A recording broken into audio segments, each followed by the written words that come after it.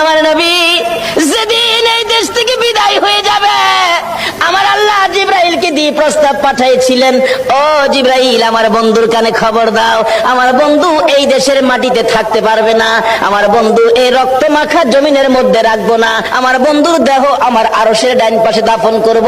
জিবরাইল খবর নিয়ে ডাকতেছেন, হুজুর আল্লাহর সালাম গ্রহণ করুন। আমি জিবরাইলের সালাম গ্রহণ করুন।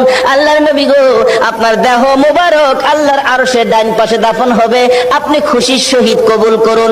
আমার নবী কোনো কথা কয় না, দুইটা চোখের পানি ঝরঝর করে ছাড়তেছে। জিবরাইল বলেন, ইয়া রাসূলুল্লাহ, এত সুন্দর প্রস্তাব নিয়ে আসলাম, কোনো কথা কন না, খালি কাঁদেন কেন জানতে চাই।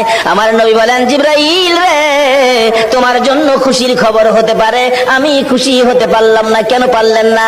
রে জিবরাইল, আমার দাফন আল্লাহর আরশের ডান পাশে হবে, আমি জানতে চাই আমার গুনাহগার উম্মত